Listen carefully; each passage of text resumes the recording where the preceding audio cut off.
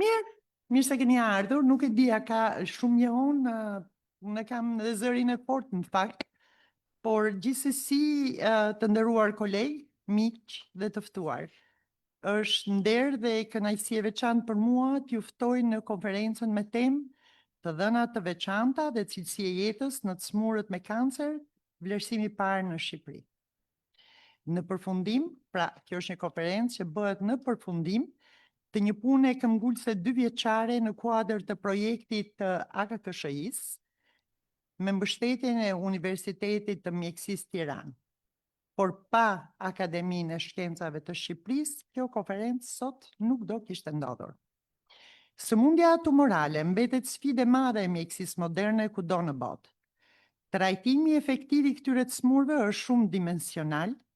Elementi më pak i vlerësuar mbetet sfida si preket cilësia e jetës post diagnozë dhe trajtim, për herë të parë po sjellim rezultatet e këtij vlerësimi në Shqipëri. Ky event padyshim provon se dimensioni për të cilin punuam këto 2 vjet i hap rrugën kuptimit më të qartë dhe një trajtimi më të plotë të smurëve me kancer në Shqipëri dhe mbi të gjitha përbën një angazhim serioz për vimësinë e këtij procesi. Kjo konferencë përfshin në mënyrë origjinale veç specialistëve të fushës edhe student doktorature, specializant dhe student të viteve të para të studimeve në Fakultetin e Mjekësisë, çka përmbush dhe një aspekt të rëndësishëm të kërkimit shkencor si një punë në skuadër me angazhim që në fillimet e saj edhe të më të rinjve, duke zgjuar interes të veçantë në fushën e kërkimit shkencor. Ky hap flet qartë për përpjekjen serioze të organizatorëve për të përçuar mesazhin e promovimit të dijes në fushën e kërkimit shkencor dhe hulumtimeve mjekësore.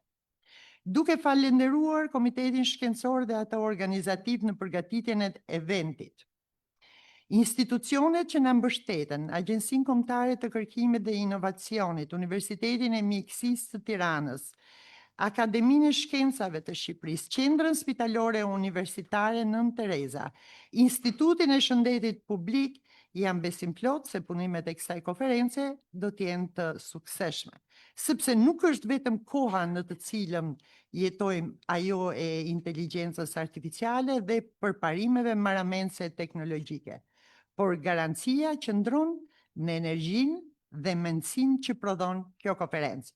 Urimet më të përzemërta për gjithë profesoratin, profesionistët dhe pjesëmarrësit. Mirë se keni ardhur.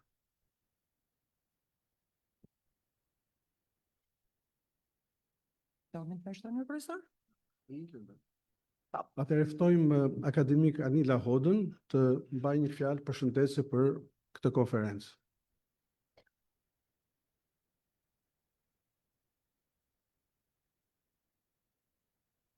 Profesor, i nderuar zoti zëvendës kryetari i Akademisë së Shkencave, akademik Tole, e nderuar zonja zëvendës ministre Arsimit, zonja Armela Baka, drejtoreshe QSUNT-s, zonja Angela Paparizo, e nderuar drejtoreshe Akshit, zonja Mirela Muça, zoti zëvendës rektori i Universitetit të Mjekësisë Hektor Sulo, të dashur profesoresh Fico dhe profesor Sulçebe, të nderuar zonja dhe zotrinj, të dashur kolegë, studiues, profesionist, pjesëmarrës në këtë aktivitet, është një kënaqësi për mua, por edhe nder që në emër të Kryesisë së Akademisë së Shkencave të Shqipërisë ju përshëndes dhe t'ju uroj mirëseardhjen në këtë konferencë shkencore me rëndësi të veçantë, kushtuar një temë thelbësore për shoqërinë tonë, cilësisë së jetës në të sëmurët me kancer në Shqipëri, pas diagnozës dhe gjatë trajtimit.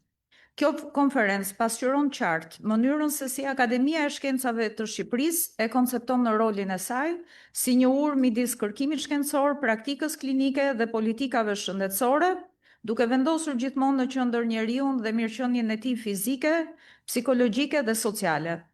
Veçanërisht i rëndësishëm është fakti që sot prezantohen rezultate dhe vlerësime të bazuara në evidenca shkencore, të cilat krijojnë një bazë të domosdoshme për orientimin e kërkimeve të ardhshme dhe për përmirësimin e vendimarrjes në fushën e shëndetësisë.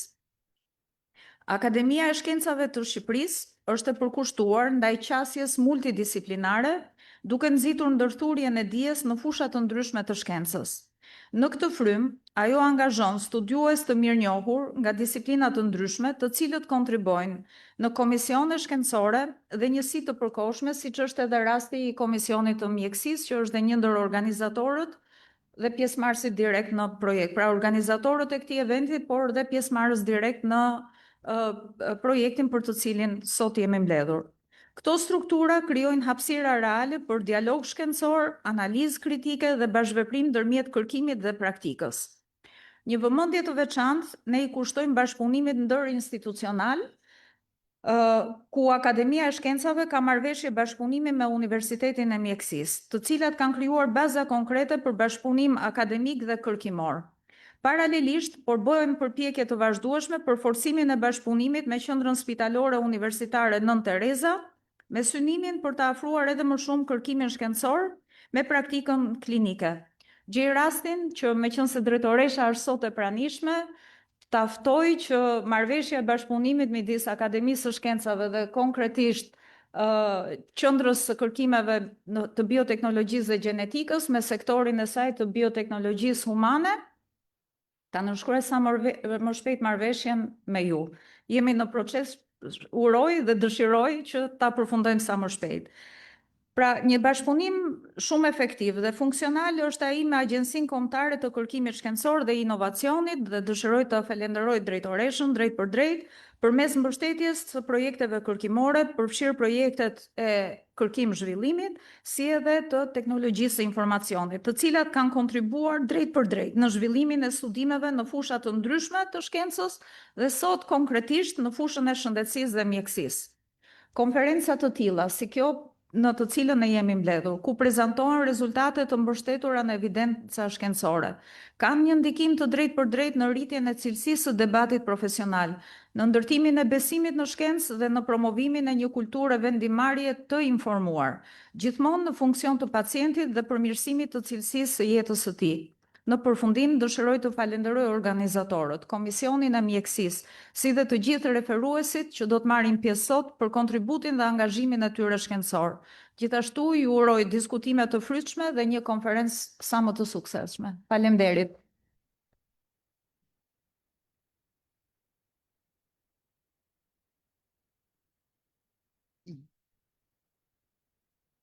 Ky 30 minutësh është dedikuar fjalëve përshëndetse të personave që përfaqësojnë institucionet, kështu që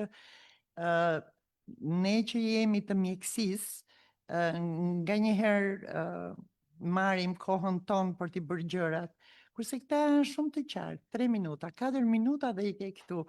Kështu që për 3-4 minutat e veta, zonja Armela Baka, zëvendës ministre e arsimit.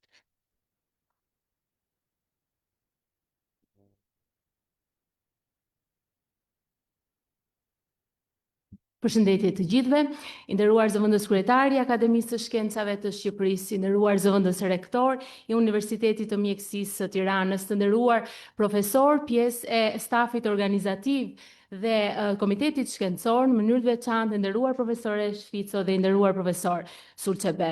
Së pari, unë dua t'ju shpreh mirënjohjen dhe falënderimet në emër të Ministres së Arsimit, zonjës Mirela Kumaro Furxhi, e cila në fakt do të ishte personalisht këtu për të përshëndetur këtë konferencë, por për shkak të mbledhjes së qeverisë u detyrua të mos vinte.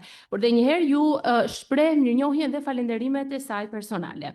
Në emër të Ministrisë së Arsimit kam nderin dhe kënaqësinë e veçantë që të përshëndes hapjen e kësaj konference, e cila në fakt shënon një kontribut të rëndësishëm për mjekësinë dhe kërkimin shkencor në vendin tonë.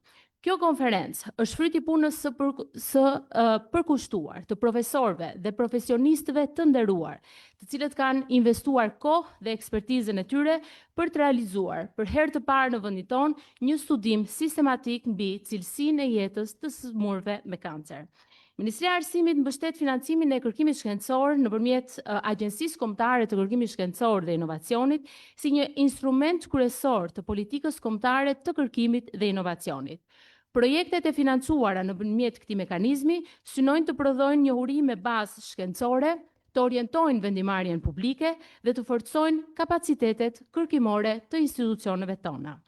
Në vlerësimin ton, kjo konferencë në fakt shkon përtej një takimi akademik mes profesionistësh, por është një rezultat konkret i një bashkëpunimi ndërinstitucional shumë të mirë ndërmjet AKKSH-is, Universitetit të Mjekësisë së Tiranës dhe Akademisë së Shkencave të Shqipërisë, që kanë punuar me një qëllim të qartë për të kuptuar për herë të parë sistematikisht në Shqipëri se si preket cilësia e jetës së të smurëve me kancer pas diagnostikimit dhe gjatë trajtimit.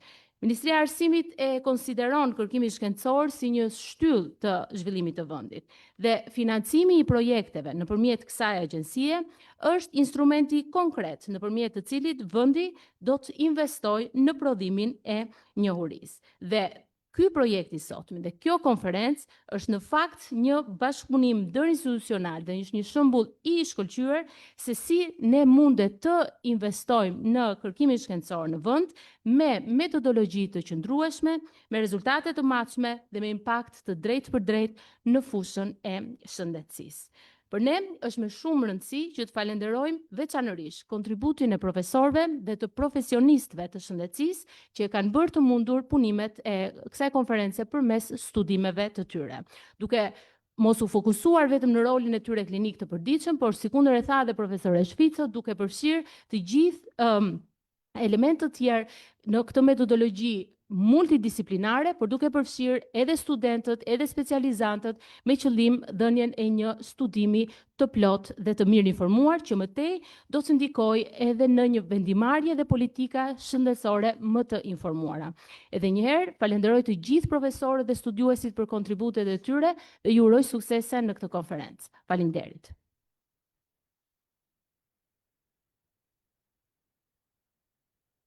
Faleminderit. Japim fjalën drejtoreshës së QS-UNT-s, zonjës Angela Paparizë për fjalën e rastit.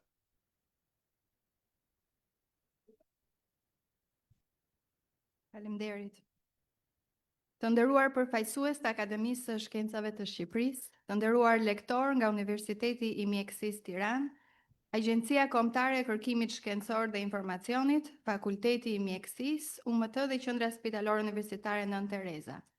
Të dashur pjesëmarrës, profesor Suçebe e dashur profesore Shfico, ju falenderoj veçanërisht për ftesën. Është kënaqësi e veçantë ju përshëndes sot në këtë veprimtari shkencore, e cila sjell për herë të parë në Shqipëri një vlerësim të strukturuar mbi cilësinë e jetës tek pacientët me kancer. Sëmundjet tumorale mbeten një ndër sfidat më të mëdha të mjekësisë moderne, por edhe të institucioneve si AI-oni, QS-UT-s, që mbartin peshën kryesore të trajtimit të këtyre pacientëve. Megjithatë, përtej diagnostikimit dhe trajtimit, ekziston një dimension thelbësor që shpesh mbetet në hije. Ndikimi i sëmundjes dhe i terapisë në jetën e përditshme, në mirëqenien fizike, emocionale dhe sociale të pacientit.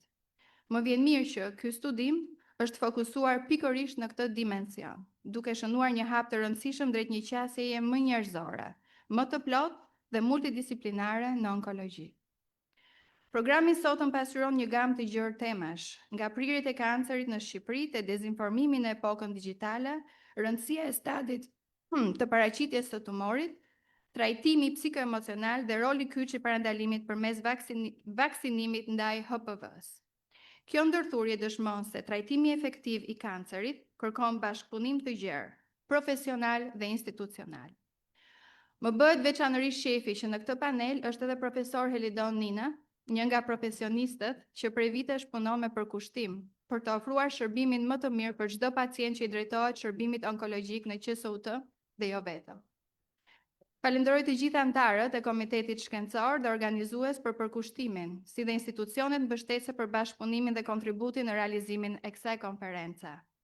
Uroj që diskutimet e sotme të jenë frymëzuese, produktive dhe të shërbejnë si bazë për politika dhe praktika më të mira në kujdesin onkologjik në vendin tonë. Ju falemnderit.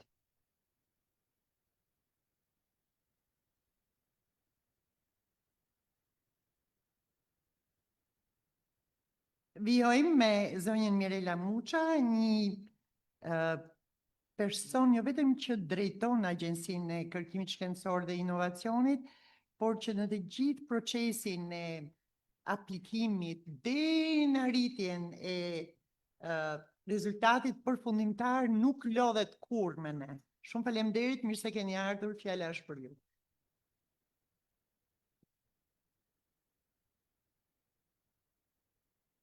Faleminderit gjithëve, faleminderit për ftesën.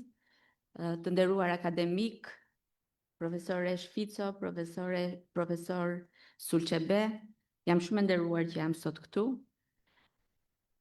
Kam kënaqësinë që t'i drejtohem në emër të Agjencisë Kombëtare të Kërkimit Shkencor dhe Inovacionit, si institucioni financues i këtij projekti, por jo vetëm i këtij projekti, por në përgjithësi i kërkimit shkencor në Shqipëri dhe veçanërisht i kërkimit shkencor që ndodh në institucionet e arsimit lart.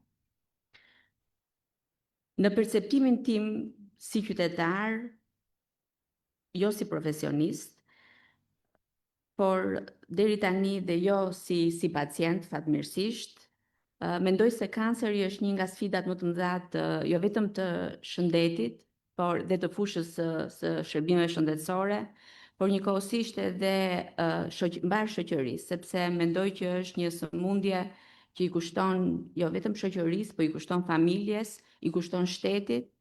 Kështu që adresimi i kësaj sëmundje, jo vetëm në aspektin klinik, por dhe në aspektin e mirëqenies së pacientëve, është një kontribut shumë i madh në shoqërinë tonë.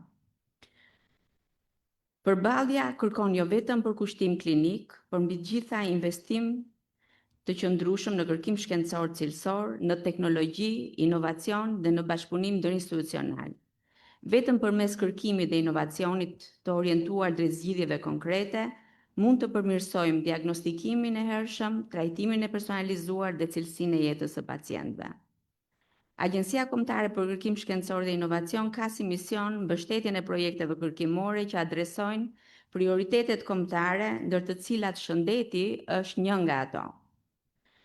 Qëllimi ymë si agjenci është të kontribojë në avancimin e dijes shkencore duke krijuar një urë të fortë midis akademikëve, sistemit shëndetësor dhe politikbërjes, dhe duke u referuar këtij projekti dhe idesë suaj të paraqitur që në krye të herës, gati 2 vjet më parë, ne ishim gjithë sy e vesh për të parë se cilat do të ishin rezultatet që do të na jepte ky kërkim shkencor. Ne besojmë se rezultatet e këtij projekti do të kontribojnë jo vetëm në pasurimin e literaturës shkencore, por edhe në avancimin e praktikave për përmirësimin e jetës së smurëve me kancer, si dhe në hartimin e politikave efektive në fushën e onkologjisë në Shqipëri.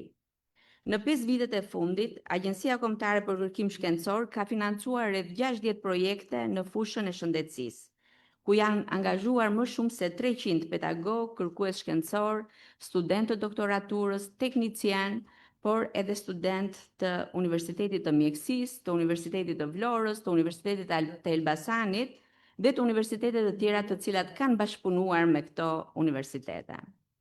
Gjithashtu në 5 vitet e fundit, agjencia ka financuar pajisje laboratorike, por dhe ngritjen e laboratorëve të rinj nëpërmjet 21 projekteve të infrastrukturës kërkimore të investuar kryesisht në 3 universitete. Ne, agjencia pra, do të vazhdojmë të financojmë në kërkimin shkencor në shëndetësi, por ajo që unë doja të theksoja është eficienca e këtij investimi. Sa do të adresojnë këto projekte të kërkimit shkencor, prioritetet e vendit në fushën e mjekësisë, dhe sa këto kërkime shkencore do përkthehen në politika miqësore dhe të efektshme për popullatën në Shqipëri. Dhe për këtë kërkohet lidhja e evidencave shkencore me politikbërjen dhe përmirësimin e shërbimeve të jetës qytetarëve. Në fund, dëshiroj të përgëzoj ekipin që ka marrë pjesë në këtë studim dhe t'i falenderoj ato për gjitha prezantimet që do të vijojnë, t'ju uroj suksese sot dhe në vazhdim, dhe ju inkurajoj që meqense jemi në fushatën e hapjes thirrjeve, të aplikoni sa më shumë në këtë fushë, sepse Shqipëria dhe shqiptarët kanë nevojë shumë. Faleminderit.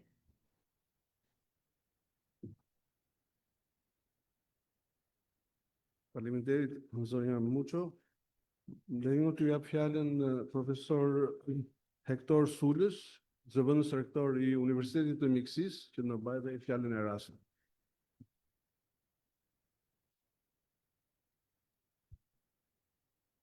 Faleminderit. Nderuar zënës ministre e arsimit, nderuar kryetari i akademisë, nderuar drejtoresha e Agjencisë Kombëtare të Kërkimit dhe të Inovacionit, nderuar drejtoresha e QSUT-s, të nderuar drejtues, profesor, koleg dhe pjesëmarrës. Është kënaqësi të marr pjesë në këtë aktivitet shkencor që praktikisht është një përfaqësim i komunitetit mjekësor dhe atij akademik. Dhe për sa i përket tematikës që ka të bëjë me cilësinë e jetës së të smurëve onkologjik, mendoj që është një nga problematikat më të rëndësishme që ka në përbërjen e saj dhe pjesën shumë sensibël, shumë të ndjeshme, dhe nga ana tjetër dhe trajtimin, vështirësinë dhe kompleksitetin e trajtimit. Them sensibël sepse kur do t'i japësh një diagnozë onkologjike pacientit, je përballë një situate jo thjesht, ku vetë pacienti ka problematikën e tij, po dhe mjeku ka atë ndjesinë e vështirësisë për atë që do të komunikojë, dhe nga ana tjetër vështirësia e trajtimit të cilësisë jetës është e tillë, nuk është sikur është pjesa e fundit në cilësinë e jetës. Faktikisht, problematika fillon që në profilaksi, në depistimin e smundjeve onkologjike, në manovrat dhe strategjitë e diagnozës, të trajtimit, për të shkuar pastaj tek mënyra e trajtimit me komponent psikologjik dhe social. Kështu që në këtë kuptim është pa diskutim një ndërthurje e disa specialiteteve që bën këtë situatë komplekse dhe nevojën e një bashkëpunimi multidisiplinor. Në këtë kuptim,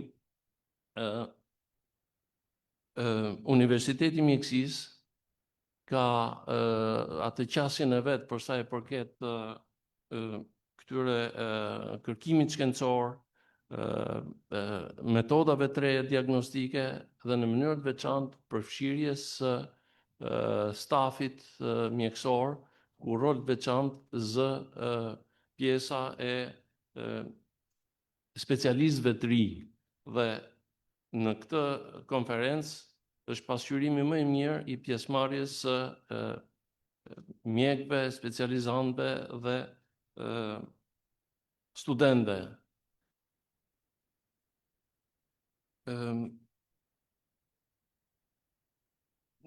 Pa dashur të zgjatem, thjesht dëshiroj që të përgëzoj organizatorët, lektorët, dhe mendoj që në diskutimet e tyre, në paraqitjet e materialeve, në debatet e tyre do të shprehen ide dhe metoda që do t'i shërbejnë jo vetëm eficiencës në trajtimin e smurëve, por dhe forcimin e politikave shëndetësore për këtë problematik në rang vendit tonë. Kështu që pa dash edhe një herë të zgjatem, në emër të Universitetit Mjekësisë, ju falenderoj për ftesën dhe nga ana tjetër ju uroj mbarësi dhe suksese në punimet e kësaj konference. Faleminderit.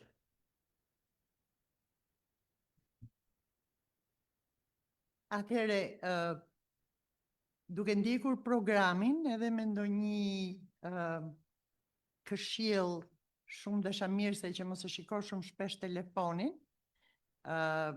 po e shoh sepse kam diçka që dua ta bëjmë ndryshe në këtë moment. Atëherë, po të shikojmë programin, titullarët janë të lirë të shkojnë pas këtij moment, po unë me zemër do ju kërkoja edhe 15 minuta të kohës tuaj, sepse për herë të parë do dua që një student i vitit të dytë, Fakulteti i Mjekësisë së Tiranës, grupi 5A dhe B, Gerald Tahiri, ka punuar bashkë me mua dhe unë kam preferuar që prezantimin ta bëj ai për diçka që është shumë e veçantë në të gjithë programin. Dhe kjo është midis shpresës dhe manipulimit, dezinformimi mbi kancerin në shoqërinë digjitale. Gerald Tahiri. Ti është për mbështetje. Doktoresh Albana, shumë faleminderit. Faleminderit edhe të gjithë të pranishve, drejtues të gjitha instancave. Është një nder dhe privilegj shumë i madh për mua, ndërkohë që është edhe një përgjegjësi shumë e madhe të jem këtu para jush. Në fakt, në qoftë se do të bëja një parantezë punimit ton, në qoftë se doja që ta bëja vetëm me një slogan, do ishte tepër korrekt nëse do e thoja midis shpresës dhe manipulimit, duke qenë se shkon në simbiozë jo vetëm me temën kryesore të projektit, por shkon në simbiozë edhe me realitetin në të cilin jetojmë. Për të hyrë, mendoj që elementi më i rëndësishëm i shëndetit publik, po edhe i mjekësisë në vetvete, është ndërtimi i një ure të fortë midis profesionistëve shëndetësorë si dhe publikut. Kjo që të arrihet një rezultat sa më efektiv i mundshëm në betejën kundër sëmundjes. Në qoftë se kanceri është një sëmundje që ka treguar se ndryshon shpejt, një gjë që ndryshon më shpejt se kanceri është vetë pacienti. Pacienti sotëm nuk është si ai para 50 viteve, as si ai para 10 viteve. Në qoftë se përpara këtij realiteti midis mjekut dhe pacientit qëndronte një mur i padepërtueshëm, sot për shkak të zhvillimeve të mëdha teknologjike, e vërteta na vendos përballë një praktike krejt tjetër, ku pacienti jo vetëm që është pjesë e vendimarrjes për trajtimin e tij, po kërkon dhe ka një etje të jashtëzakonshme për të marrë informacion rreth gjendjes së tij. Dhe në fakt kjo është aty ku fillon gjeneza e problemit tonë, sepse varet mënyra se si merret ky informacion dhe manipulimi që i ndodh atij, dhe cili ndikon drejt për drejt në vendimarrjen e pacientit. Pra, sfida kryesore e kësaj analize është të kuptojmë se çfarë përmban hapësira informuese rreth kancerit dhe si mund të përdoret shpresa për shërim për interesa personale, komerciale apo edhe mashtruese. Në këto kontekst, Organizata Botërore e Shëndetësisë e ka konsideruar infodemin, pra shoqërimin e informacionit të rrem me atë informacion të saktë, si rrezik real për shëndetin publik, pasi ndikon drejt për drejt në sjelljen e shëndetësisë të individëve, si dhe në besimin ndaj sistemit shëndetësor. Doja të flisa pak për perceptimin e kancerit në Shqipëri. Dihet që kanceri shfaqet në popullata në forma dhe shumë llojshmëri të ndryshme. Në shoqërinë tonë, ai shpesh mbart një ngarkesë shumë të fortë frike. Është e habishme në fakt të shikosh se ndryshe nga shoqëritë e tjera, këtu kanceri nuk shihet thjesht si një sfidë mjekësore që mund të kalohet me përkushtimin e duhur, por si një augur i keq i veshur me një veladon fatalist frike dhe dëshpërimi. Këtë e tregon mjaft mirë edhe zhargoni i cili populli e përdor. Shpesh herë mund të dëgjojmë sëmundje pashërueshme, sëmundje e keqe, madje kam dëgjuar edhe sëmundje jo e mirë. E gjitha kjo vjen si pasojë e një mungese informacioni kronike në të kaluarën dhe ndoshta një dezinformimi akut në të tashmen. Do të dim që marrëdhënia e qytetarit dhe internetit ditët e sotme është shumë e ngushtë. Kuptohet që mjetet teknologjike, sot, si për shembull interneti dhe platformat online, janë bërë burimet kryesore të qytetarëve për informimin shëndetësor. Kështu që është e arsyeshme të nisim analizën tonë me një tablo të ekspozimit të qytetarëve ndaj internetit dhe platformave të tjera, të cilat përveç informacionit të dobishëm janë edhe vatrat kryesore për zhvillimin dhe përhapjen e dezinformimit. Duke referuar agjencisë Data Report Digital për 2026, shikojmë që me të dhënat e fundit të 2025-s, vendi paraqitet në një nivel të lartë të aksesit dhe përdorimit të internetit, duke krijuar jo vetëm mundësi të gjerë informimi, por duke krijuar edhe hapësira dhe terren për dezinformimin. Shikojmë që qasja në internet në popullin tonë është goxha e madhe, rreth 2.45 milion individë përdorin internetin. Edhe përdorimi i telefonave mobile zë një përqindje shumë të madhe, ku rreth 3.49 milion lidhje mobile janë aktive në Shqipëri, që i përkon në qoftë se një person do kishte një telefon, do ishte ekuivalente me rreth 26% të popullsisë totale. Do të ndalim pak të platformat kryesore sociale, të cilat në fakt janë kryesore për përçimin e informacionit, përfshirë këtu edhe informacionin shëndetësor. Do shikojmë që platforma sociale Facebook ka rreth 1.3 milion përdorues, ashtu edhe Instagrami me rreth 1.35 milion përdorues, ndërsa TikToku me 1.23 milion përdorues, dhe shifër që duhet jetë në rritje me këtë vit, meqense është hequr ndalesa për përdorimin e tij. Duhet të ndalim pak te ky aplikacion, pasi janë vetë strukturat që përmban ky aplikacion, i cili përkon me përhapjen e dezinformacionit. Janë pikërisht video të shkurtra, janë pikërisht shoqërimi me efekte audiovizuale, i cili ndikon në përhapjen më të mirë të informacionit, duke ndikuar edhe këtu në përhapjen e dezinformacionit. Për të bërë më tej një analizë tematike të lajmeve të rreme, do të ekzaminojmë problemin konkretisht, duke analizuar materiale dezinformuese që qarkullojnë në rrjet dhe mediat televizive. Si fillim, për të patur një strukturë më të qartë të fenomenit, do të ndajmë dy kategori kryesore, sipas qëllimit dhe përmbajtjes, si dhe ndikimit që ka te pacientët. Një parantezë të shkurtër, kjo analizë ka si qëllim trajtimin e fenomenit në tërësi dhe nuk pretendon studimin e përhapjes sasiore në popullat. Pra, fokusi do të mbetet në analizën cilësore të formave dhe përmbajtjeve. Kategoria e parë është dezinformimi komercial ose pseudo-shkencor. Është dezinformimi klasik që e hasim kudo nëpër internet. Ky lloj dezinformimi ka përmbajtje që promovon produkte, shërbime ose ndërhyrje absolutisht të paprovuara, zakonisht me qëllim përfitimi financiar. Llojet e këtij dezinformimi mund të jenë kryesisht reklamime për kura mrekulli, për produkte të paprovuara në mënyrë mjekësore apo të ngjashme me këto të dyja.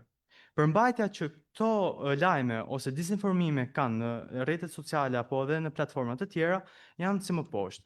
Kanë terminologji pseudoshkencore, interpretime të gabuara të studimeve mjekësore, kanë rrëfime personale pacientësh për të ndikuar më shumë në besueshmërinë e tyre, manipulim vizual të imazheve dhe shpeshherë gjenerimin e tyre me anë të inteligjencës artificiale. Ndërsa kategorinë e dytë, unë kam përfshirë dezinformimin ideologjik dhe konspirativ. Ndonë se kjo është e hasur pak më rrallë, gjithsesi mbetet problem, sepse ka përmbajtje që synojnë të minojnë besimin që kanë qytetarët ndaj mjekësisë së bazuar në evidencë përmes narrativave konspirative dhe ideologjike. Ktu mund të përfshijmë lloje siç janë teoria konspirative kundër trajtimeve standarde, narrativa anti-institucionale dhe antishkencore, pretendime për fshehje të vërtetës apo edhe diskurse më të gjëra ideologjike që nxisin mosbesimin ndaj burimeve zyrtare. Tani, unë kam zgjedhur disa raste konkrete, jo për të marrë me rastin konkret, po për të parë fenomenin në tërësi se çfarë lloj dezinformacionesh qarkullojnë nëpër platformat online. Rasti ilustrues i parë është një individ që pretendon për shërim të kancerit të lëkurës me produkte bimore. Një emision investigativ e ka investiguar këtë rast dhe rezultatet janë si më poshtë. Kemi një promovim në rrjetet sociale siç janë në Instagram për kremra bimor absolutisht të paprovuara nga ana mjekësore, ku zonja pretendon se është dermatologe, ndërkohë që pas verifikimit në urdhrin e mjekut, kjo gjë nuk rezulton. Më lejoni që t'ju citoj dhe ndjes ndoshta për vulgaritetin që mund të ketë. Zonja në fjalë thotë: "O vlla, është thjesht kancer lëkure, mos e merr kaq problematike."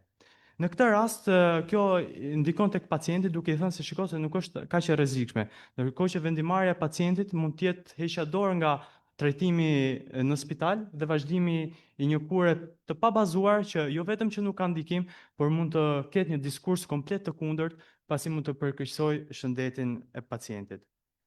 Gjithashtu, policia pasi verifikoi rastin, pa që produktet që prodhonte, përveç se ishin të pa provuar dhe pa kontrolluara, u gjetën që produktet bazë ishin të skaduara. Rasti i dytë, në dukje është pak më i lehtë, pasi ka pretendime për shërim të kancerit të mushkërisë me kura natyrale dhe ka një tjetër manovër për përçimin e informacionit tek pacientët. Zotëria në fjalë që pretendon se është një mjek popullor, ka marrë një familje dhe me anë të narracionit të tyre, pretendon që t'ia përcjellit të mesazh edhe qytetarëve të tjerë që ndoshta mund të bien për gjatë ditëve. Në rastin konkret, thuhet se metoda domethënë që përdoret për të shëruar kancerin e mushkërive ishte thjesht aplikimi i një kremi tek buzët e pacientit, ndërkohë që thotë nuk është se po nuk bëri mirë, domethënë keq nuk bën. Kjo në fakt duket si gjë e tillë, por nëse do t'i hym pak më thellë, do të shikojmë që do ketë disa rreziqe kryesore, siç është shtyrja ose refuzimi i trajtimit standard, ose besim në metoda të paprovuara, edhe nëse në rastin konkret nuk do funksiononte. Një rast tjetër është pak a shumë i njëjtë me dy të parët, por në një stad pak më ekstrem. Në qoftë se ndiqen, domethënë, intervistat që jepen për televizionin të këtij individi, nuk e teproj me fjalën nëse do thënë janë komplet narrativa diabolike në kontekstin shkencor, mjekësor, pasi ka pretendime për shërimin e kancerit me rritjen artificiale të temperaturës ose për shembull me metoda të tjera siç është agjerimi ekstrem, ndërprerja e ushqimit, gjë që ndikon e kthen dezinformimin në dëm direkt të pacientit. Madje ka pretendime nga pacientë që janë ndjekur me individin në fjalë, që pretendojnë se pacientët kanë humbur jetën, megjithëse këtë nuk mund ta provojmë nga ana shkencore, u përket instancave përkatëse që të ndjekin rastin. Rasti i fundit që kam marrë për ilustrim, në fakt është pak më interesant sepse përfshin një personel të shëndetit mjekësor. Absolutisht nuk e marr dot përgjegjësinë ose guximin të them se një person i shëndetit mjekësor e ka gabim. Por gjithsesi situata është e tillë që duke ju referuar një kërkimi shëndetësor në Korenë e Jugut, ai kishte vënë re se në një studim me mbi 8 milion banor, atje kishte konfirmuar shtimin e tumoreve nga vaksina e COVID-19. Në qoftë se do të marrim studimin në fjalë edhe do të shikojmë referimet që kanë bërë vetë autorët e studimit, do të shikojmë se nuk mund të provohet dot lidhja e rritjeve të numrit të pacientëve me tumor dhe atyre që kanë bërë vaksinën COVID-19. Por çfarë ka ndodhur? Duke ndoshta edhe pa dashur, ky person i personelit mjekësor ka përhapur një disinformim që mund të ndikojë në panik të panevojshëm, duke marrë parasysh edhe amplifikimin që kanë bërë mediat vjet për përfitimet e tyre. Do kalojmë një stadë tjetër për të përmbledhur informacionin e deri tanishëm dhe do shikojmë me qytetarët e qasin që kanë ndaj dizinformacionit. Pra, meqense deri tani folëm për llojet që ekzistojnë online, do shikojmë se çfarë qasi kanë qytetarët ndaj dizinformacionit dhe perceptimin e tyre. Ne kemi shfrytzuar në fakt një studim të bërë nga shoqata Together for Life mbi studimin e disinformacionit në shëndetësi dhe ne do të marrim sigurisht informacionin që konkretizohet për kancerin. Disa të dhëna të përgjithshme për pyetësorin, shikojmë që gjinia kryesore është ajo e femrave, nënvizojmë faktin që këtu do ndikonte edhe në rastin e kancerit të gjirit, ndërsa burrat përbëjnë një përqindje pak më të vogël, rreth 27%. Mosha mesatare kemi një dominim të moshave 25 deri 54 vjeç, një shtrirje e cila na njofton se dezinformimi nuk njeh moshë, pra duke parë edhe të rinj që kanë akses të shtuar në internet, gjithashtu edhe ato që janë me moshë pak më të lartë, por që ndërkohë kanë problem të vetin edhe janë të detyruar që të shohin lajme të tilla, të gjitha moshat janë me predispozicion për të dezinformuar. Nga ana tjetër, shikojmë që niveli arsimor mbi 90% të anketuarve kanë përfunduar arsimin të lartë, çka na jep një vërtetësi më të madhe të perceptimeve që ata kanë shprehur, ndërsa 12.2% kanë vetëm arsim të mesëm. Ndërsa për statën e punësimit, 70.9% e pjesëmarrëve janë të punësuar, ndërsa 16.4% janë pensionistë. Pyetja e parë që ushtrohet pjesëmarrësve është sa problematike perceptohet përhapja e lajmeve të rremën shëndetësore. Do të shikojmë që 89.5% të anketuarve e cilësojnë përhapjen e lajmeve të rreme për çështje shëndetësore si një problem të madh. Nga ana tjetër, provoja e lexuesve me lajme të rreme në fushën e shëndetësisë, të anketuarit janë përgjigjur në këtë mënyrë. Në tërësi, këto të dhëna na tregojnë se pacientët onkologjik përbëjnë një grup veçanërisht të cënueshëm ndaj manipulimit informativ. Do shikojmë që 20.3% e të anketuarve janë përgjigjur se po, përvoja e tyre ka patur të bëjë me një dezinformim. 24.8% thonë se nuk e di ose nuk jam i sigurt dhe jo 54.9%. Në fakt, shifra 54.9% është pak relative, sepse edhe pse perceptimi i tyre mund të jetë se ata nuk janë dezinformuar asnjëherë, ndoshta dezinformimi më i keq është atëherë kur nuk e kupton që është dezinformim. Një tjetër statistikë që doli nga ky studim është se temat me përhapjen më të lartë të perceptuar të lajmeve të rreme, do të shikojmë që vendin e dytë e zë kanceri, pikërisht për atë të cilin po flasim. Duke përfshirë këtu kurat të rreme, dieta çuditbërëse, keqinformim mbi trajtimet e tjerë. Gjithashtu, duke ardhur drejt përfundimit, për të bërë edhe një përmbledhje të informacionit deri tanishëm në një formë stacionare, kam menduar të bëj një analogji të një pacienti të sapo diagnostifikuar me kancer dhe përballjen e tij me realitetin. Jam munduar të përqes si një algoritëm, megjithëse do ta përmbledh me disa fjalë. Një pacient merr diagnozën e kancerit. Fillimisht përjeton atë frikën, goditjen emocionale, psikologjike. Edhe pse mjeku i shpjegon planin e trajtimit, ai nguron nga ideja se trajtimi do jetë i gjatë, pa garanci absolute për sukses. Frika nga dëshpërimi i mjekësisë zyrtare e shtyn të mendojë se ekziston diçka më e mirë. Duke qenë emocionalisht i brisht, ai fillon të besojë këtyre historive që sapo përmendëm, që qarkullojnë nëpër internet, shpesh edhe përmes mashtrimit në mirëbesim nga persona që paraqiten si mjek alternativ apo shërues të mrekullive. Kështu ai bie pre dhe mund të ndalojë ose shtyjë mjekimin zyrtar, standard, duke investuar kohë dhe para në trajtime alternative. Për ta përmbyllur, kemi marrë edhe disa tema për të parë se çfarë parashikon ligji për disinformimin dhe si mund ta luftojmë ne këto fenomene. Për sa i përket ligjit, unë kam ndarë në dy pjesë kryesore, pra kuadri normativ kombëtar dhe atë ndërkombëtar. Për sa i përket kuadrit normativ kombëtar, rolin më të madh ose më vendimarrës në të e merr Kodi Penal dhe përgjegjësia penale, ku kemi veçuar disa ligje, i pari është përhapja e informatave të rreme që ngjallin panik, e dyta janë shpifja dhe mashtrimi. Këto janë kombinime që mund të përdoren në fenomene të tilla për të luftuar ato.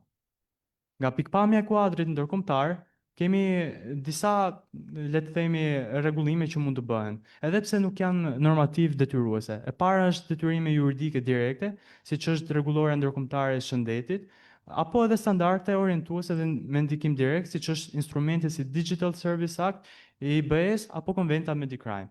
Megjithatë, rolin kryesor nuk mund ta luajë ligji, sepse duhet të kemi parasysh edhe atë efektin bumerang që mund të sjellë te pacientët. Ndoshta mund të ketë një feedback negativ nëse mundohemi që të shuajmë një vatër informacioni ose dezinformacioni, dhe ata duke patur edhe dezinformacionin konspirativ mund të ndikojë që të rritet akoma më shumë. Prandaj mbetet roli kryesor që të jetë tek ne, tek studentët, tek të gjithë instancat e kujdesit shëndetësor apo edhe gjithë të interesuarve që kanë punuar në këtë projekt. Shumë faleminderit dhe besoj që tema ti ke shërbyer distancionit fillestar për përmirësimin e jetës të personave me kancer.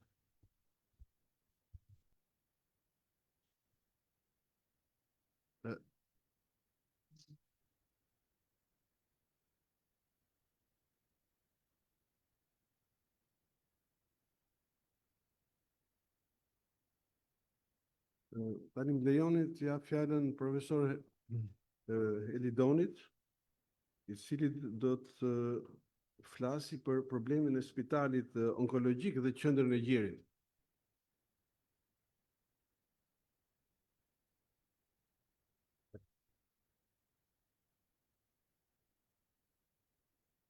Në radhë parë, falenderoj organizatorët për këtë event, sepse nuk është se janë të pakët si evente, gjithmonë janë të ralla, por janë aktivitete që kanë një peshë. Flasim për kualitetin e jetës, por të doja ta filloja me një falenderim për ish titullarin e QSUNT-s, sepse ka marrë pjesë ose na ka ndihmuar në kohë për të futur pjesë e një studimi nga shumë qendra europiane për kualitetin e jetës. Dhe janë përfshirë një grup mjekësh, ku dy nga ata janë dhe këtu doktoresh Gerta, doktoresh Flori, dhe pjesa jonë e ka plotësuar atë formular me të gjithë elementet që duheshin sipas EU-s. Ajo na hapi rrugën që më vonë të ishin pjesë dhe të aplikonin në rrjetin e instituteve onkologjike, ku në fal të mbështetjes ministres aktuale dhe që e falenderoj, por gjej momentin se nuk bëhet nga njëri, të falenderoj dhe drejtorin aktual të QSUNT-s, zonjën Paparizo, e cila flasim për kualitetin e jetës, por na ka dhënë dy suporte.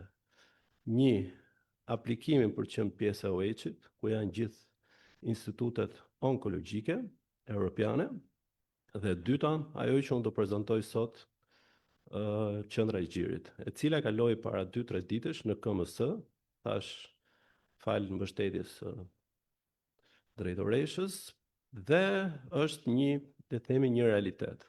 I them këto sepse flasim për kualitetin e jetës dhe kjo qendër Gjiri rrit kualitetin e jetës. Pra minimumi, siç do dalim prezantim, e shton me 18% mbi jetesën tek ato persona që trajtohen në një qendër Gjiri, të certifikuar sipas e USOM-s. Dhe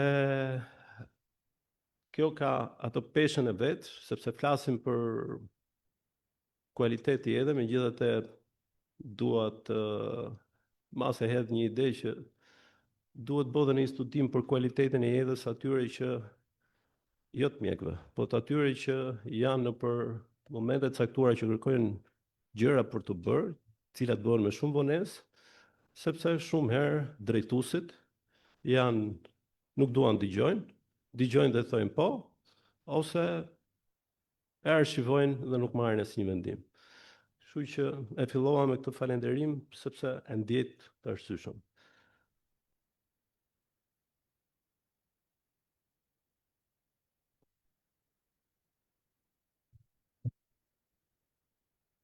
Atëherë është një prezantim, filloj mosha mesatare, shohim që është rritur për kancerin, dhe kjo ka ardhur si pasojë e rritjes së ndryshimeve në stilin e jetës, dhe sidomos rënja e fertilitetit, rritja e obezitetit.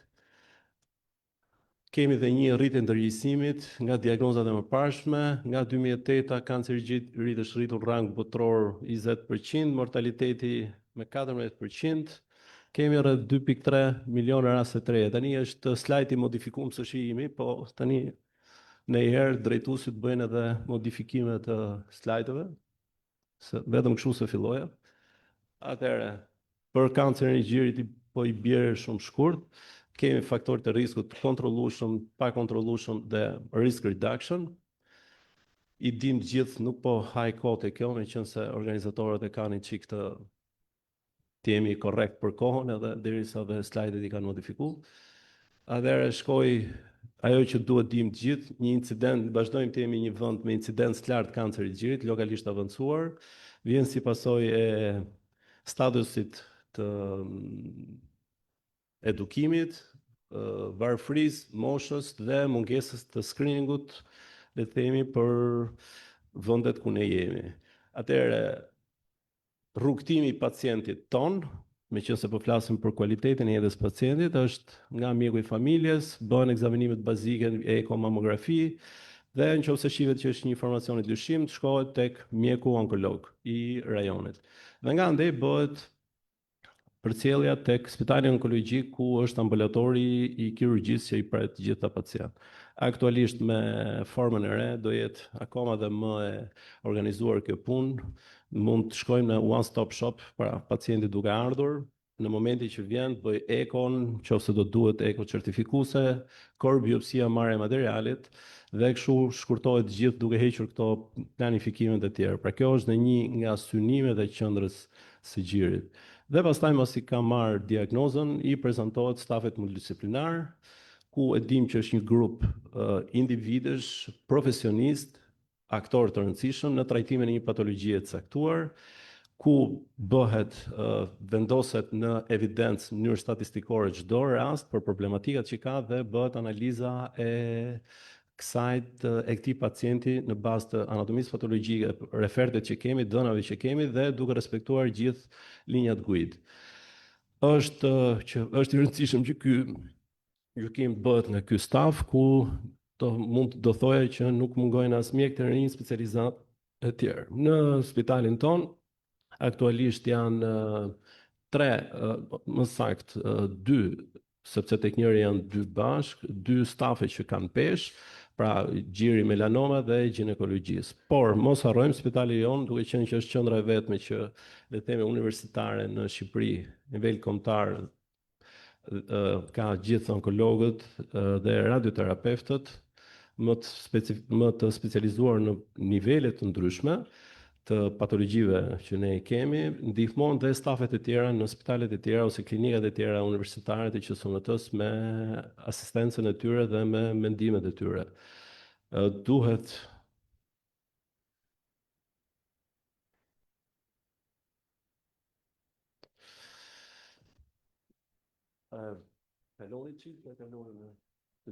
duhet kemi parasysh që pacienti është në qendër në të gjithë këta aktorë të rëndësishëm. Pra, e them, sepse jo më larg kishim një mbledhje bord tumorësh ku presupozohet që informacioni dhe logjika për veprim duhet të jetë në nivel maksimal, po flas i QSUT-s. Dhe akoma ka që nuk e din që me raste pacienti duhet të jetë pjesë e stafit, sepse flitet për të dhe është ai që do vendosin në 2-3 skema që i propozohen. Kërkesat e qendrës së xhirit, si fillim duhet ketë një dokument i cili ka përshkruan gjithë organizimin dhe rregulloren, masa kritike që ne duhet të dimë për të hapur një qendër të tillë është që minimumi duhet të jenë 150 raste të reja të diagnostikuara dhe 50 raste metastatik. Këto janë minimumi për të patur një qendër xhiri. Dhe thash, slajdet janë modifikuar, por qendra e xhirit nuk është një vegim. Ka filluar që në vitin 2000 me EUSOM-ën, ku është grupi i të gjithë specialistëve që merren me trajtimin e smundjeve onkologjike për xhirin, u bë një draft dhe në sesionin e 4, tani këto slajde janë heqtu se ishte mirë që t'i shifnit, në sesionin plenar u bë një memorandum, u pranua Komisioni mjekësor atëherë në Parlamentin Evropian dhe në 2013 u votua, në 2002 dhe 2013 u bëri update. Pra, çdo qendër xhiri që hapet në botë duhet ketë certifikimin e EUSOMA sepse janë disa kritere. Nuk është një grumbullim 3 vetash, një kirurg, një kimioterapeut dhe një radioterapeut dhe anatomopatolog dhe hajde hapim. Pra, ka disa kritere që janë të nevojshëm për të hapur. Ky numër, pra që thash 150 raste të reja minimumi dhe 50 raste metastatike është i nevojshëm për të pasur një ngarkesë të mjaftueshme për të ruajtur ekspertizën e specialistëve në këtë fushë. Ekspertizë cilën ne në spitale onkologjike aktualisht do shkojmë po prapë në rindarjen e grupeve të kimioterapeutëve, cilët i kemi pasur më përpara me një vendim absurd. U kalua një kimioterapeut i trajton të gjitha, ku këtu janë dhe mjek dhe dim fare mirë që ndonjëherë onkologët flasin me njëri tjetrin kur nuk e kanë trajtuar atë patologji, çfarë doze do ishte më adapte. Kështu që specialistët janë të dedikuar për atë fushë. Por numrat nuk janë të nevojshëm vetëm për qendrën, por edhe specialistët në atë fushë duhet të jenë të dedikuar dhe të kenë një ngarkesë të caktuar rastesh. Pra, radiologu i gjirit është një individ që në një vit bën minimumi 1000 ekzaminime mamografike dhe nëse flasim për qendra që ofrojnë screening duhet të jenë 5000, 200 eko dhe 50 studime ose analiza rezonance magnetike, nga të cilat gjithë këto minimumit duhet bëjë dhe një 50 ndërhyrje core biopsi citologji në gjë. Një patolog i gjirit i certifikuar duhet ketë minimumi 50 mostra preoperatore, 50 mostra të rezeksioneve dhe 25 mostra të rasteve të reja këto nga rastet metastatike. Kirurgu i gjirit duhet ketë minimumi 50 operacione primare në këtë fushë në vit. Dhe onkologu mjekësor, po prap 50 janë shifra që i ka vendosur EUSOMA, 50 pacient me kancer gjirit, faza të hershme 25 metastatik. Onkologu i radioterapeut, gjithashtu në këto shifra, dhe infermierët, kuptohet se kur flasim për stafe multidisciplinare, kemi dhe infermierë të dedikuar, duhet të kenë një minimum pacientësh 50, raste 3-25 të metastatik. Qendra e gjirit merret dhe në programet e screeningut që janë në vendin ku gjendet, bëhet vlerësimi diagnostike gjetjeve imazherike zbuluar në këtë qendër dhe duhet të kontribuojë kjo një nga detyrat e kësaj qendre në përmirësinë e protokollit dhe ekspertizës të profesionale. Rrugtimi i pacientëve dhe protokolle është që ky pacient të shihet dhe të merret përsipër nga kjo qendër që nga diagnostika deri në fazat e fundit të rrugtimit të tij deri në trajtimin paliativ.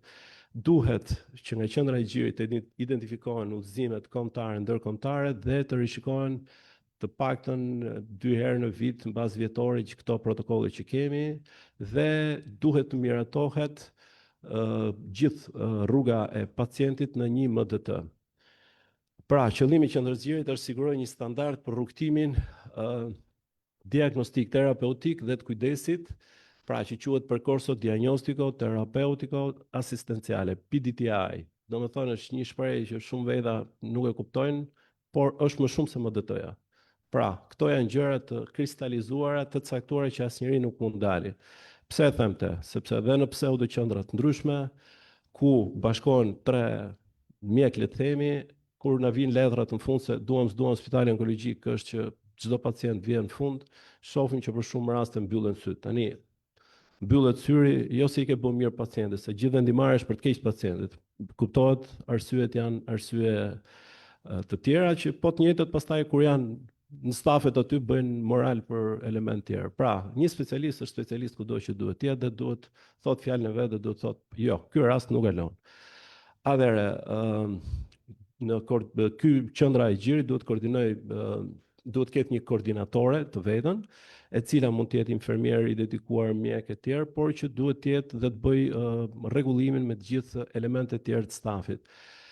Duhet të jepet pacienti gjithë vendimarrja e stafit, nëse ai nuk është vetë prezent në staf, jo me telefon, e shkruar dhe sqaruar, le të themi guerisht ballë për ballë. Rekomandimet e MDT-s komunikohen dhe diskutohen me pacientin vetëm nga mjeku.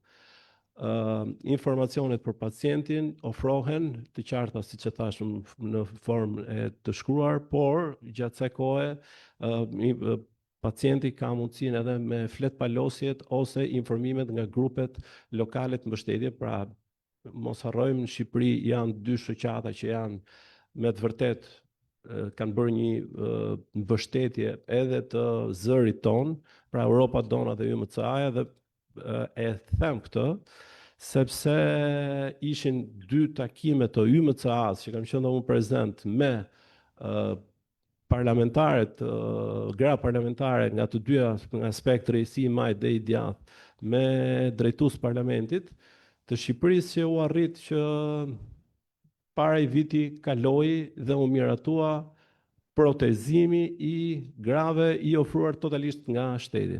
Pra, mbulimi me protezë dhe të gjitha shpenzimeve. Ju sjell në vëmendje që jo shumë vende kanë, flas për rajonin. Jemi ndër, le të themi, mund të themi që jemi të vetmit.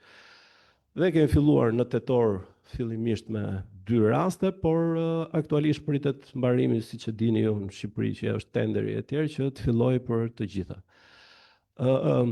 Kuptohet që në këto qendra duhet të ketë një kontroll të cilësisë për gjithë të dhënave që ne flasim. Duhet monitoruar të gjithë standardet që ofrohet nga kjo qendër dhe të krahasohen sipas kritereve të EUSOM-s her pas here. Menaxheri të dhënave, pra, është një qendër që përveç koordinatorit ka IT-n e vet, menaxherin të dhënave. Pse? Sepse në fund mund të bësh punë sa të duash, por nëse nuk ke javë ta prezantosh të punë, nxjerrësh rezultatet nga kjo punë që ke bërë dhe të ndihmosh me ato rezultate në përmirësimin e ofrimit të shëndetit, të ofrimit të kujdesit për pacientin, se në fund rikthehet në një kualitet më të mirë të pacientit dhe për shtetin është save money, duhet ta kuptojmë këtë. Sepse ky pacient nuk bën relapse shpesh, nuk bën metastaza e tjerë për trajtimet më të thjeshta. Pra, nëse nuk i kemi këto, atëherë nuk është një qendër e tillë. Një element kryesor i këtyre qendrave, sepse këto qendra nuk janë qendra vetëm të shkëputura nga universiteti ose nga, le të themi, fakulteti i mjekësisë, është dhe edukimi. Edukim i cili është vazhdim jo vetëm për specializantët që janë atje, por edhe për studentët. Faza kërkimit, kjo që tham me mundësinë që për këta pacient ne duhet arrijmë që të japim të dhënat që çfarë kemi arritur dhe ti bëjmë prezente këto dhe ta futja e kësaj qendre, sepse kjo është në fund logjika, edhe me ato që qeveria sot shqiptare po synon që t'i japi statusin spitalit onkologjik që e ka pasur përpara Institutit të Onkologjisë. dhe përfshirjen e këtij instituti në researche dhe në ofrime të shumë medikamenteve të cilat si fillim nuk mund t'i afrohesh, por në bazë të një së studimeve mund të futen falas për pacientët. Kjo është më të le të themi elementët kryesor dhe stafi plotësues që mund të jetë i gjerë nga mundësia që ka një qendër për të arritur e individëve ose specialistëve. Dhe ajo që është e rëndësishme është të kemi një arritje të një PDTA-je të kësaj që thash percorso diagnostiko terapeutiko asistenciale sa më të mirë për pacientin. Folëm për qendrën e gjirit, por bota sot, sidomos dhe në kuadër të instituteve, ka gynecology unit, gastrointestinal unit, melanoma unit e tjerë që të shohim me kohën sa do mundohemi që të fusim mbas marrjes statusit të institutit onkologjik. Ju falenderoj.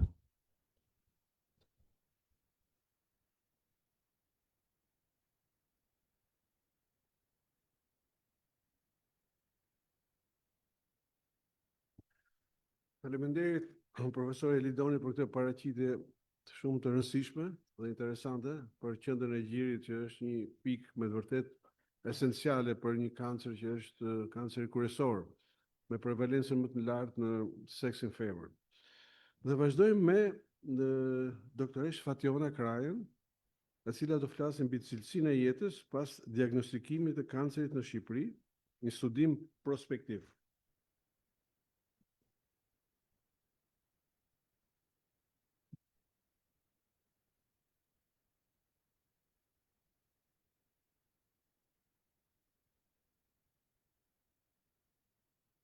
Mirita gjithëve. Atëherë unë të flas për të dhënat dhe rezultatet e fazës së parë të studimit. I gjithë ky studim ishte realizuar në 2 faza. Faza e parë ishte marrja të dhënave në baseline, pra në momentin që pacientët bënin diagnozën e parë onkologjike në shërbimin onkologjik, dhe më pas faza e dytë është e realizuar rreth 3 muaj pas momentit që është paraqitur për herë të parë në shërbimin onkologjik. Shkurtimisht dua të shpjegoj çfarë është cilësia e jetës tek të sëmurët onkologjik, e cila lidhet me cilësinë e jetës me shëndetin. Është një indikator dimensional dhe ai matë mënyrën se si tumori dhe trajtimi i tij ndikon në mirëqenien e përgjithshme të pacientit, dhe përveç se një parametër biologjik, ai ka edhe do të thënë vlerëson dhe mënyrën reale se si pacienti e vlerëson jetën e tij në momentin e një diagnoze të vështirë ashtu siç është kjo e kancerit. Dimensionet e cilësisë së jetës deri para shumë vitesh ishin 5, ishte ai fizik, emocional, njohës social dhe bara e simptomave, dhe vitet e fundit është shtuar dhe një dimension i 6, i cili është shumë i rëndësishëm, që është impakti i barës financiare që kanë pacientët dhe se sa ndikon ky dimension në cilësinë e jetës së tyre. Si matet po cilësia e jetës? Atëherë cilësia e jetës matet nëpërmjet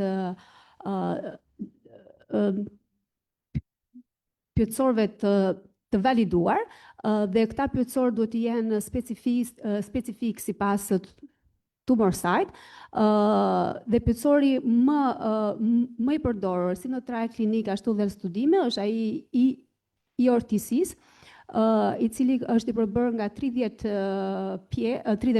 pjesë dhe ka vlerësimet sipas shkallëve të 5 funksioneve, që është ai fizik, i aktivitetit të përditshëm, emocional, njohës dhe social.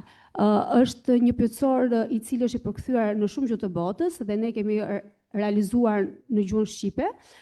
Dhe ky pyetësor ka një gjë shumë të mirë e parapunës, sepse është pyetësor i cili është specifikisht për onkologjinë, është i ndarë sipas tumor site, dhe ajo që është më e rëndësishme është që është një pyetësor shumë i detajuar dhe mund të zhvillohet në bashkëpunim me pyetësorë të tjerë, të cilët janë më të shkurtër, të cilët e plotësojnë pjesën e marrjes së të dhënave duke dhënë një pasqyrë më të qartë të situatës lidhur me cilësinë e jetës. Neve përdorëm vetëm një pyetësor të vetëm në mënyrë sepse donim që të realizohej një kohë më të shkurtër dhe ky pyetësor i bënte të mundur që të kishim të gjitha ato të dhënat që kishim nevojë. Pse është e rëndësishme që të vlerësohet cilësia e jetës tek të sëmurët me kancer, sepse aktualisht tek ta të sëmurë nuk është çështja vetëm e mbijetesës. Sot këta të sëmurë sfidën më të madhe kanë po cilësinë e jetës, sepse këta janë pacientë të cilët aktualisht me zhvillimet që ka bërë në fushën e onkologjisë janë pacientë të cilët jetojnë më gjatë, janë pacientë të cilët kryejnë dhe trajtime më të zgjatura dhe pritet që si pasojë efekteve anësore të këtyre mjekimeve të kenë një impakt shumë të rëndësishëm dhe në cilësinë e jetës së tyre. Dhe cilësia e jetës mbijetesa tek ta të sëmurë, nëse nuk ka i cilësi jetë të mirë, atëherë tregon që ky mjekim nuk ka një benefitin e duhur. Sot mbijetesa dhe cilësia e jetës janë dy nga endpointet më të rëndësishme të cilët kanë të gjitha studimet. Cilësia e jetës gjithashtu është edhe një faktor që tregon dhe prognozën e pacientit. Është parë që pacientët të cilët kanë një cilësi jete të ulët në baseline ose që kanë një barën e simptomave më të shprehur, është parë që këta pacientë kanë edhe një prognozë më negative ose janë pacientë të cilët nuk përfshihen aq sa duhet në pjesën e trajtimit. Gjithashtu cilësia e jetës është e rëndësishme sepse jep të dhëna për një toksicitet të fshehur përpara se sa analizat të tregojnë për efektet anësore të mjekimit, e ka treguar vetë smuri nëpërmjet ankesave të tij si lodhja, dopsia trupore apo qoftë edhe bara e financave të cilët kanë në momentin që duhet të përballojnë të gjithë mjekimet apo dhe qoftë edhe lëvizjet lart e poshtë për të bërë mjekimin e tyre.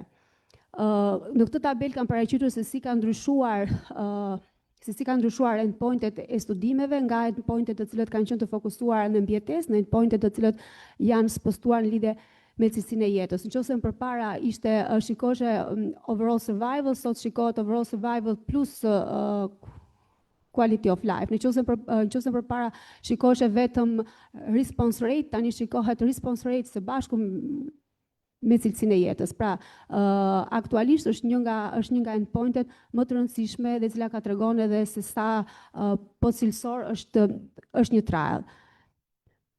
Pse është e rëndësishme që të vlerësojmë cilësinë e jetës në baseline, është sepse në momentin që vlerësojmë në baseline kemi një reference point, të cilët do na ndihmojnë ne që të dallojmë nëse kemi të bëjmë me barën e sëmundjes nga efektet anësore apo janë problematika që pacienti ka patur që përpara marrjes së diagnozës onkologjike për të identifikuar ata pacientë të cilët janë në risk më të lartë. Gjithashtu është shumë e rëndësishme dhe për t'i ofruar këtyre pacientëve një suport më specifik sipas nevojave të tyre. Qëllimi i studimit ton, dua të them që ky studim i parë i realizuar në Shqipëri në lidhje me cilësinë e jetës, është një studim i realizuar në Qendrën Spitalore Universitare Nën Tereza, siç e shpjegova në fillim është realizuar në 2 faza. Pacientët janë për intervistën e dytë, pacientët janë kontaktuar në vizitën e dytë ose janë marrë edhe në telefon në mënyrë që mos të humbisnim asnjë pacient. Metodologjia është numri total i personave të intervistuar ishte 250, ndërkohë që gjithë analiza u bazua mbi 244 pacientë. Pacientët ju morën të dhënat demografike, social-ekonomike dhe gjithashtu të dhënat në lidhje me sëmundjen për të parë se cilët ishin faktorët që cilët do të ndikonin në cilësinë e jetës. Këtu janë rezultatet e studimit, ku mosha mesatare e pacientëve ishte 63.8 dhe pjesa më e madhe e pacientëve si përkisnin grup moshës mbi 61-70 vjeç. Përsa i përket statusit social, pacientët mbi 70% banonin në zonat urbane, 88.5% ishin të martuar dhe mbi 95% jetonin me familje. Përsa përket edukimit, përqindja më e madhe i përkiste me edukim 8 vjeçar dhe edukim të mesëm. Për statusin e punësimit, pjesa më e madhe e të intervistuarve ishin në pension dhe më pas vinin ata të cilët ishin të punësuar dhe rreth 21% ishin të papunësuar. Për sa i përket grupeve të patologjive të cilët i përkisnin grupi që kemi marrë neve në studim, ishin 4 ishin grupet më të mëdha, ato me tumorë të gjirit, me gastrointestinal, genitourinal dhe ginekologjik, dhe pjesa tjetër kishin 1% më të vogël. Në momentin e diagnozës, mbi 70% të pacientëve ishin pa metastaza, dhe ndërsa në grupin atyre që kishin metastaza, rreth 50% kishin metastaza viscerale, dhe rreth 40% kishin metastaza multiple, dhe në kocka dhe viscerale.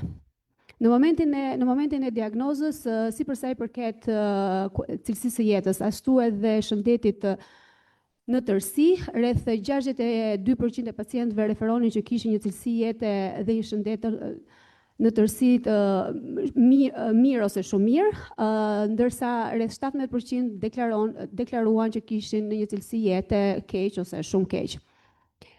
Në këtë tabel kemi paraqitur se si ka ndikuar, se si ka qenë vlerësimi i cilësisë së jetës në momentin e diagnozës, dhe është parë që niveli mesatar më i lartë i cilësisë së jetës ka qenë tek pacientët më të rinj në moshë, në 60 vjeç, tek femrat, ata që banonin në zonat urbane, personat me nivel edukim të lartë, personat e punësuar, personat të cilët ishin të martuar, dhe personat të cilët jetonin me familje ishin ato të cilët kishin deklaronin nivel cilësie të jetës më të lartë, krahasuar me pjesën tjetër. Përsa i përket cilësisë së jetës në tërësi, sipas dimensioneve kryesore të vlerësimit të saj, rezultonte që për pacientët e marrë në studim, cilësia jetës ishte lehtësisht mbi mesatare, pra 64.6, ndërkohë që them që vlera maksimale është 100, dhe është parë që vlera më lartë e cilësisë së jetës e kishin përsa i përket dimensionit njohës, dhe ajo që ishte më ulët kishte të bënte me dimensionin emocional. Përsa i përket barës së simptomave, barën më lartë e simptomave, që do të thotë ato që ndikonin më negativisht në cilësitë të jetës, ishte në vend të parë kishte të bënte me vështirësitë financiare, dhe më pas ishin simptomat si lodhja, pagjumësia edhe dhimbja.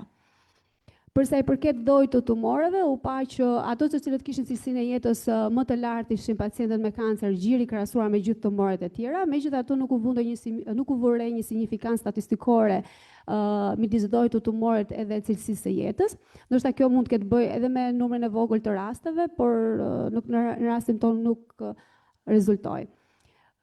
Përsa i përket pranisë të metastazave në momentin e diagnozës apo dhe dhojtë të metastazave, cilësia jetës ishte më mirë te pacientët pa metastaza, ndërsa midis pacientëve cilët ishin me metastaza, cilësi jete më të mirë kishin ato që kishin metastaza në kocka, krahasuar me ato që kishin metastaza multiple apo viscerale.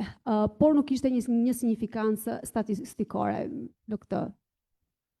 Përsa i përket dhojtë operacionit të bërë, kishte significancë, ishte lehtë paritur pragun e significancës statistikore, më duhet të them, por pacientët të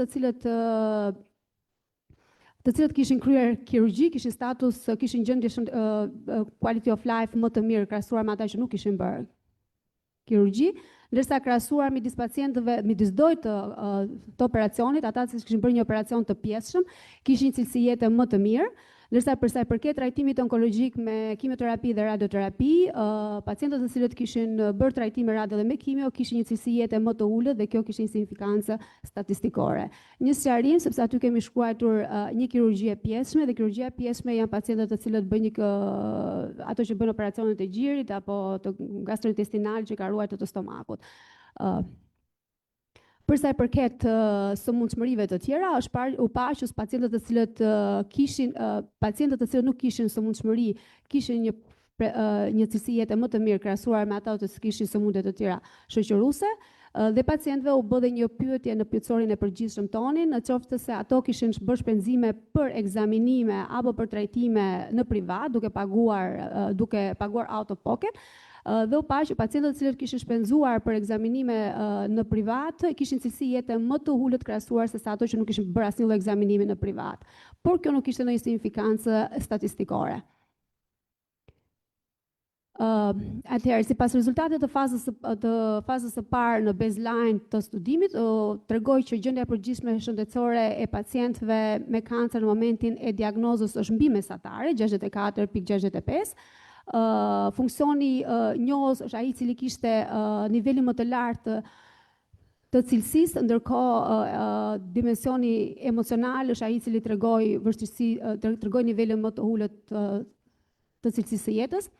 Faktorët kryesorë të cilët ndikonin në cilësinë e jetës në momentin e baseline ishte efekti financiar, bara financiare dhe ankesa si probleme me gjumin, lodhja dhe dhimbja. Për sa i përket statusit të punësimit, u pa që pacientët të cilët ishin të punësuar kishin një cilësi jete në mënyrë signifikante më të lartë të krahasuar me pjesën tjetër.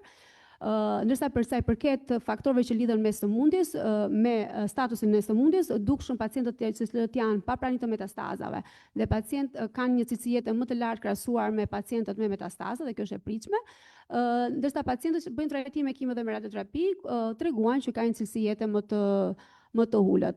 Dhe për sa i përket dimensionit emocional, u pa që pacientët të cilët ishin më të vjetër në moshë dhe meshkuj kishin një dimension emocional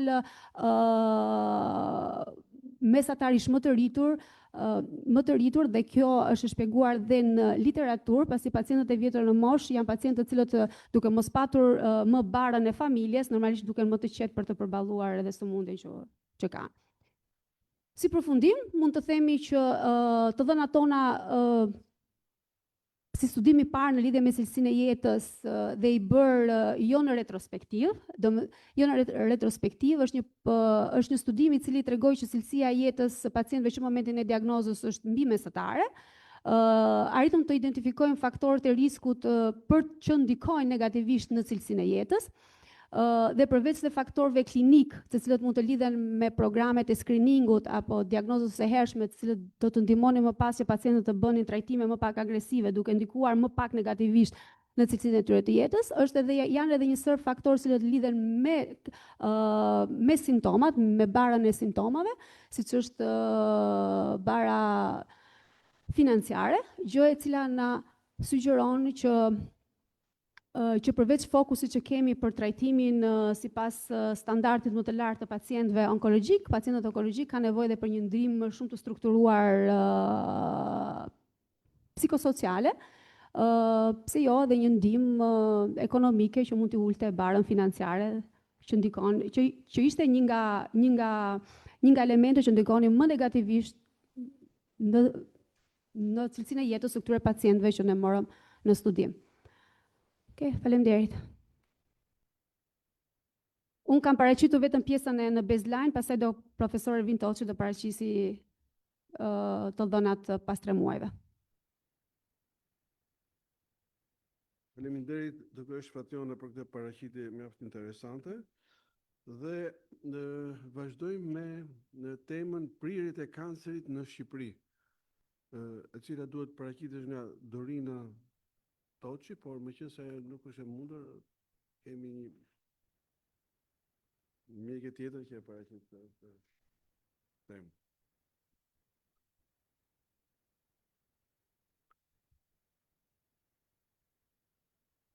Pari më lejoni të falenderoj organizatorët për ftesën në emër të drejtoreshës Institutit Shëndetit Publik, zonjës Dorina Toçi, gjithashtu edhe për mundësinë për të prezantuar sot në lidhje me prirjet e kancerit në Shqipëri. Do të ndalemi shkurtimisht tek situata në botë, në Europë dhe për të ndalur pak më gjatë tek situata në Shqipëri dhe gjithashtu një pasqyrë të shkurtër për programet e depistimit të cilat kemi aktualisht për kontrollin e kancerit në Shqipëri. Për sa i përket situatës globale, shkalla e incidencës ndryshon nga një rajon në tjetrin, kjo për shkak të ndryshimeve në faktorët e rrezikut nga një rajon në tjetrin, por gjithashtu edhe për shkak të aksesit në shërbimet e diagnozës së hershme. Vendet me të ardhura më të larta kanë raportojnë një incidencë më të lartë për shkak të diagnostikimit më të mirë, ndërsa vendet me të ardhura mesatare dhe të ulta kanë norma në rritje të incidencës, kjo për shkak të ndryshimeve në stilin e jetesës, por gjithashtu edhe për shkak të plagjes së popullatës. Sipas vlerësimeve të OBSH-s dhe Agjencisë Ndërkombëtare për Kërkimet mbi Kanceret, në botë në vitin 2022 vlerësohen rreth 20 milion raste të reja të diagnostikuara dhe rreth 10 milion vdekje nga kancerat. Ndërkohë që për sa i përket pasqyrimit në Europë, edhe në këtë hartë tregohet niveli i incidencës së standardizuar sipas moshës për të gjithë kanceret në rajonin evropian, ku në Europë hasen rreth 23% të rasteve globale të kancerit, pavarësisht se në Europë kemi rreth 10% të popullatës krahasuar pra në botë, dhe shikojmë edhe këtu që jemi në një linjë me atë çfarë thash për vendet me të ardhurat të larta, pra në Europën në perëndimore kemi incidencë më të lartë të rasteve të kancerit krahasuar me pjesën tjetër të Europës. Dhe rajoni ka incidencë më të lartë të kancerit të gjirit, të kancerit kolorektal dhe të kancerit të mushkrive, por shkalla e vdekshmërisë janë në rënje në Europën perëndimore për shkak të programeve të depistimit dhe trajtimit si dhe kontrollit më të mirë të duhanpirjes. Për të vazhduar tek të dhënat në Shqipëri, burimi i të dhënave që nga viti 2015, që është viti i parë i aplikimit të metodologjisë për krijimin e regjistrit kombëtar të kancerve, rastet raportohen nga të gjitha spitalet publike dhe private me anë të një skede të miratuar sipas vendimit të Këshillit Ministrave, ku raportohen të dhënat për të gjithë rastet e reja, dhe më pas ato mblidhen në Institutin e Shëndetit Publik, ku kryhet analizimi dhe raportimi i këtyre të dhënave. Ndërsa të dhënat mbi vdekshmëri nga kancerit bazohen në raportimin e Instatit bazuar në certifikatat e vdekjes. Rastet e reja për 2024 vlerësohen të janë rreth 7.000 raste në total, ndërkohë që kanceret më të shpeshtë është kanceri i mushkrive, kanceri i gjirit dhe kanceri i lëkurës, të cilët përbën rreth 40% të rasteve në total krahasuar me llojet e tjerë të kancerit, dhe incidenca vlerësohet rreth 294.6 për 100.000 banor, e përllogaritur kjo me popullatën banuese në Shqipëri sipas censit të 2023-shit.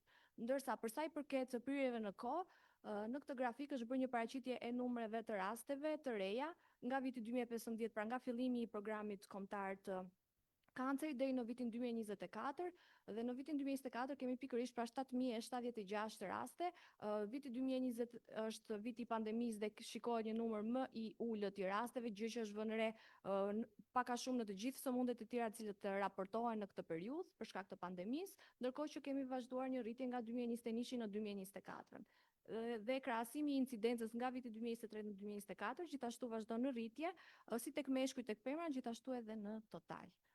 Për sa i përket nivelit të riskut sipas moshës, vëmë re që risku vjen në rritje pothuajse në mënyrë eksponenciale deri në grup moshën 75-79 vjeç, ku më pas ajo është në ulje si tek meshkujt ashtu edhe tek femrat. Më pak rreth 14% e kancereve janë në grup moshën nën 50-54 vjeç, ndërkohë që më pak se rreth 2% e rasteve shfaqen në moshën nën 30 vjeç.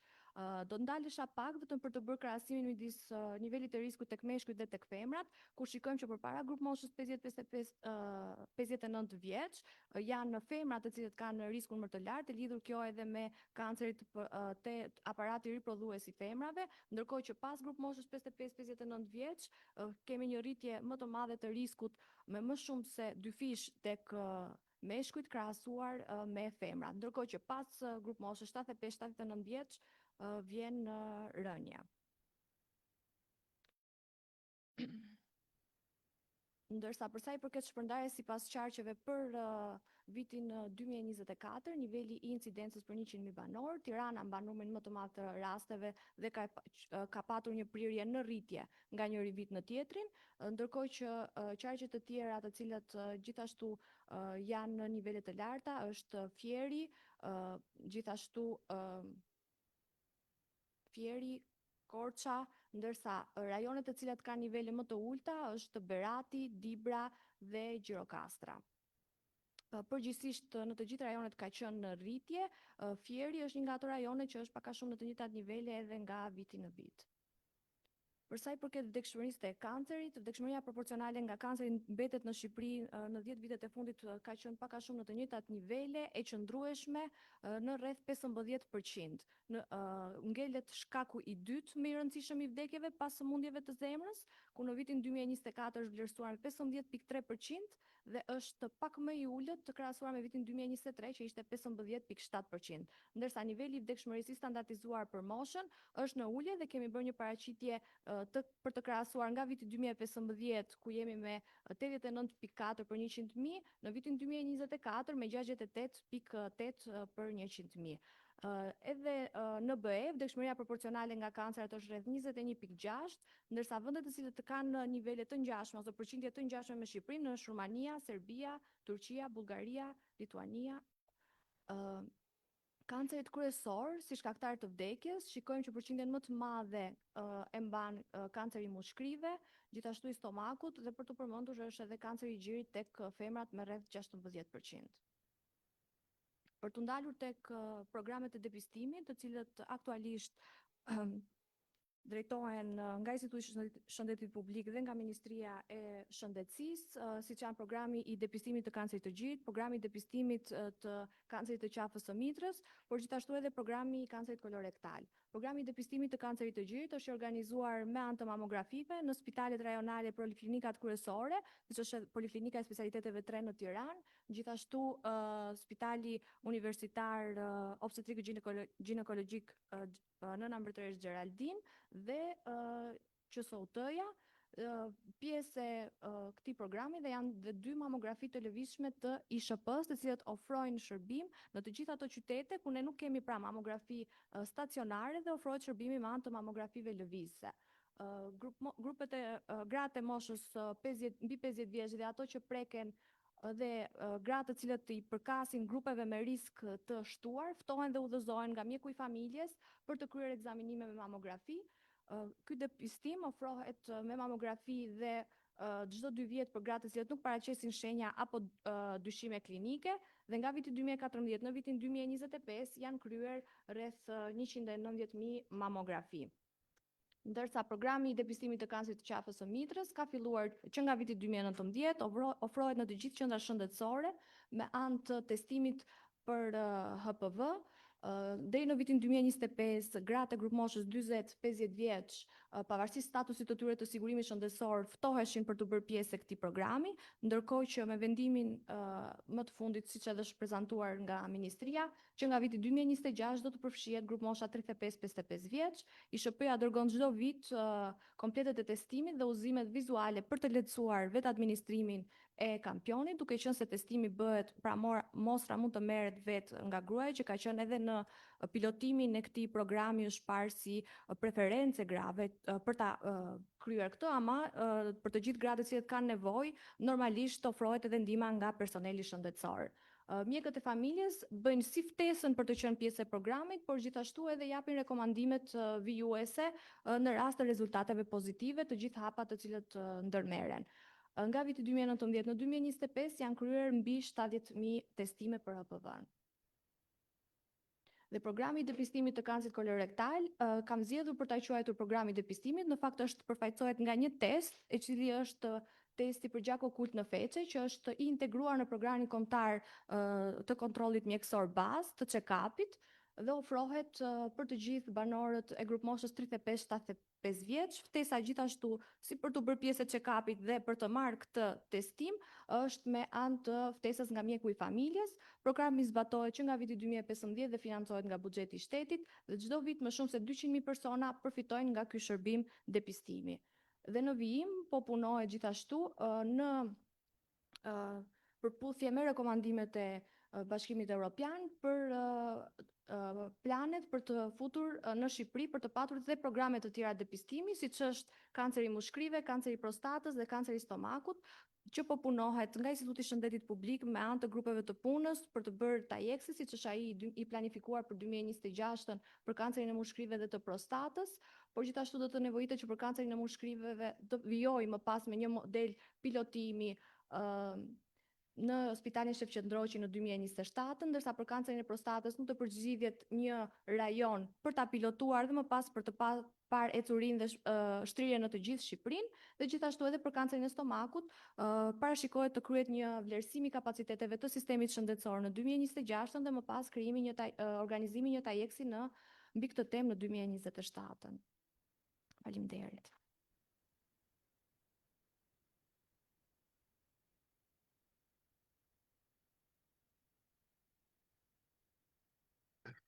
Faleminderit për këtë paraqitje interesante të epidemiologjisë së kancerit në vendin tonë.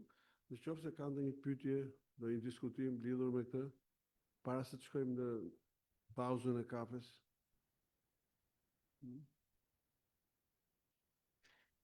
Mirë, nëse nuk ka, atëherë